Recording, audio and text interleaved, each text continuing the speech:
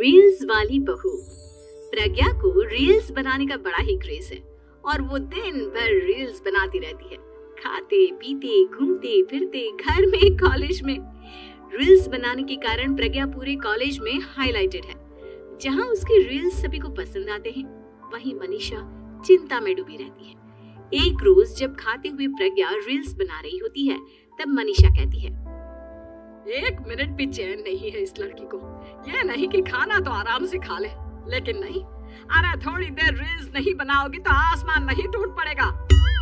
अरे मम्मी, इसी को तो कहते हैं डिटर्मिनेशन। तुम नहीं समझोगी ये सब। भगवान, इस लड़की को सद्बुद्धि दे। जब देखो तब टेढ़ा बाका मुंह बनाती रहती है। मनीषा की बात का प्रज्ञा पर जरा भी असर नहीं होता और वो खाते खाते रील्स बनाती रहती है। दिन बीतने लगते हैं और देखते देखते प्रज्ञा का कॉलेज भी खत्म हो जाता है। आए दिन कोई ना कोई मनीषा को प्रज्ञा की शादी करवाने का सुझाव दे जाता है। सब ठीक ही कहते हैं, प्रज्ञा की शादी कर देनी चाहिए।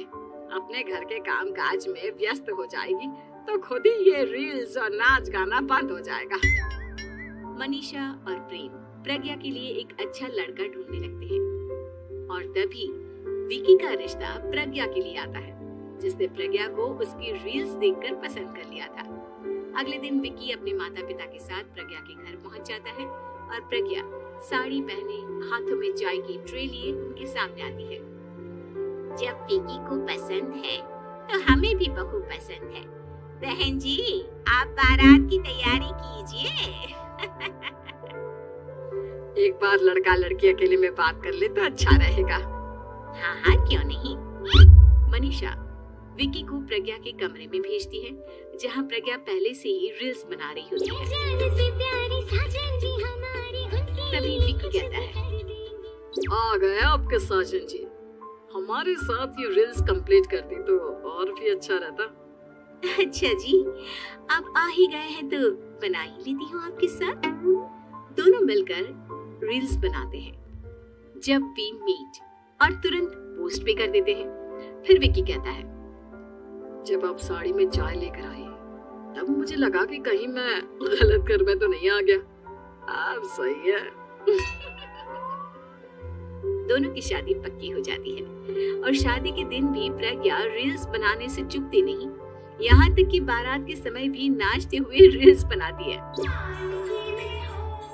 सभी लोग प्रज्ञा की तारीफ के पुल बांध देते हैं और प्रज्ञा नाचती गाती अपने ससुराल चली जाती है। सब कुछ अच्छा चल रहा होता है। प्रज्ञा यहाँ भी दिन भर हर चीज की रील्स बनाती रहती है, लेकिन कुछ दिनों के बाद जब सुनीता कहती है, बहू, ये रील्स के साथ साथ कुछ काम भी कर लिया करो। वैसे तुझे और क्या क्या बनाना आता है? मम्मी जी, वैसे तो सब कहते हैं कि मैं सब कुछ अच्छा बनाती हूँ, लेकिन मुझे लगता है कि मैं मैगी अच्छा बना लेती हूँ। हाँ, कॉफी भी अच्छा बना लेती हूँ और मुंह तो सबसे अच्छा बना लेती हूँ। अच्छा अच्छा। सुनीता अपना माथा पकड़ लेती है और कहती है, बहू, कुछ खाना बनाना भी सीख लेती। मम्मी जी, मैं लंबी प्लानिंग कर रही हूँ। जल्दी ही मैं इतनी फेमस हो जाऊंगी कि मुझे पैसे मिलने लगेंगे। हम दोनों सास बहू राज करेंगे, राज। नौकर काम करेंगी और लोगों की तो लाइन लगेगी हमसे मिलने के लिए। तेरा दिमाग खराब हो गया है क्या बहू? हंसी मजाक तक ठीक है, लेकिन इस तरह घर नहीं चलते। जितना जल्दी हो इस घर के तौर तरीकों को सीख लो। प्रज्ञा मुंह घुमाकर चली जाती है और तुरंत उसी वक्त एक रील बनाती है। ये देख सुनीता का गुस्सा 7वें आसमान पर चला जाता है और विकी के घर आते ही सुनीता उसे सब कुछ बताती है। विकी भी अब प्रज्ञा की इन हरकतों से परेशान हो जाता है। तुम टेंशन मत लो मम्मा, मैं देख लूंगा। विकी कमरे में जाता है तो देखता है कि प्रज्ञा रील्स बना रही है। विकी बड़े ही प्यार से प्रज्ञा से कहता है, प्रज्ञा, इन सब के लिए मैं तुम्हें मना नहीं कर रहा हूँ, लेकिन फिर भी हर वक्त तो ये अच्छा नहीं लगता ना। समझने की कोशिश करो, मुझे भी तुम्हारा थोड़ा वक्त चाहिए। मैं जब ऑफिस से आता हूँ तो मुझे समय देने की जगह इसी में लगे रहती हूँ। तुम ज्यादा ही सोच रहे हो। तुम भी मेरे साथ रील्स बनाओ ना, तुम्हें भी बहुत अच्छा लगेगा। तुम्हें इज्जत से कोई बात समझ में नहीं आती क्या? दिमाग खराब हो गया है तुम्हारा इस चकाचौंध से। अगर तुमने अपना रवैया नहीं बदला तो मैं तुमसे दूर चला जाऊंगा। तुम ही रिश्ता लेकर आए थे, मुझे लड़कों की कमी नहीं थी और ना आज है। विकी दरवाजा पटक कर चला जाता है। धीरे धीरे विकी प्रज्ञा से दूर होता जाता है। एक रोज मनीषा प्रज्ञा के ससुराल उससे मिलने जाती है। तब सुनीता उससे कहती है, बहन जी अब आई हैं तो कुछ दिन यहाँ रहकर जाइएगा, आप ही का घर है। हाँ मम्मी, बहुत दिन हो गए तुम्हारे साथ एक भी रील नहीं बनाई मैंने। प्रज्ञा तुरंत अपने फोन में रील्स ऑन कर लेती है। ये सब मुझसे नहीं हुआ। तेरा ये भूत अभी तक नहीं उतरा क्या? बहन जी आप कुछ कहती नहीं क्या इसे? जब आप ही कुछ नहीं कर पाई तो मैं कर ही क्या सकती हूँ, सास तो वैसी ही बदनाम है। शाम को घर की लाइट चली जाती है और मनीषा प्रज्ञा से कहती है, मेरे घुटनों में बहुत दर्द हो रहा है, तू लाइट का कुछ इंतजाम करना बेटा। अच्छा कैंडल जला देती हूँ मम्मा। प्रज्ञा गाते हुए कैंडल जलाती है और खिड़की के पर्दे के पास रख देती है। मनीषा जिसे बहुत दर्द हो रहा है वो सो जाती है और प्रज्ञा हमेशा की तरह अपनी रील्स में लग जाती है। उधर कैंडल की वजह से पर्दा आग पकड़ लेता है और मनीषा के कमरे में आग लग जाती है। बचाओ, कोई है बचाओ। सभी भागते हैं और विकी कमरे की आग बुझाने में लग जाता है, लेकिन तब तक मनीषा आधी जल चुकी थी। मनीषा की हालत देख प्रज्ञा रोने लगती है।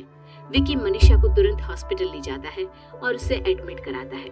विकी प्रज्ञा से कहता है, देख लिया ना, तुम्हारे इस नाच गाने की वजह से आज तुम्हारी माँ की जान जाते जाते रह गई। अब पता नहीं तुम और क्या चाहती हो।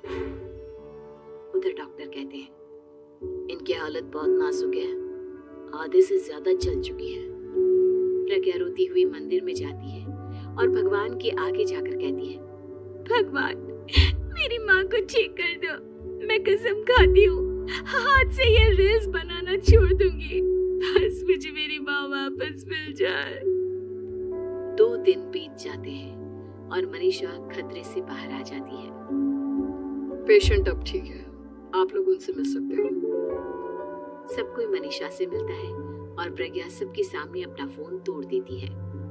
मुझे माफ कर दो मम्मा, मैंने तुम लोगों की बातों को नजरअंदाज किया।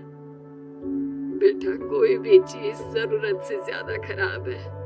मैंने तुम्हें रील्स बनाने से कभी मना नहीं किया, लेकिन हर वक्त एक ही चीज तो सही नहीं है। मैं समझ गई हूँ मम्मा, आई एम सॉरी। प्रज्ञा उस दिन से रील्स बनाना छोड़ देती है और पूरी तरह से अपने घर में लग जाती है।